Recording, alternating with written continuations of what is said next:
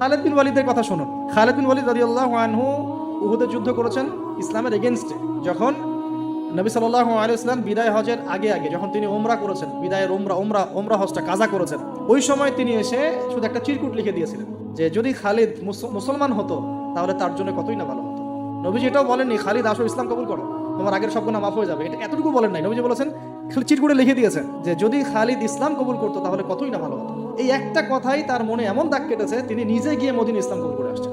আর তারপরে তো জানেন তার হাতে ইসলামের কতগুলো বিজয় হয়েছে, প্রায় 80 থেকে 100টা ব্যাটেল তিনি লড়ছেন ইসলামের জন্য, এবং কোনো ব্যাটেলেই তিনি কিন্তু পরাজিত হন নাই। তাকে বলা হয় সাইফুল্লাহ, আল্লাহর তরবারি। ইলা দুখুলিল জান্নাহ, তাকে বলা হলো ও দুখুলুল জান্নাহ, জান্নাতে ঢুকো, প্রবেশ করো। ইলা দুখুলিল জান্নাহ ক্বালা ইয়া লাইতা কওমি ইয়ালামুন, সুবহানাল্লাহ। তখন যে বলছে হায় আমার জনপদ, হায় আমার কওম, যদি তারা জানতো, যদি তারা বুঝতো যে আল্লাহ পাক আমাকে কি পরিমাণ নিয়ামত দিয়েছেন, কোন জান্নাতে আমি আছি, এইটা যদি আমার জনগণ বুঝতো তাহলে সবাই আমার নিয়ে আসতো।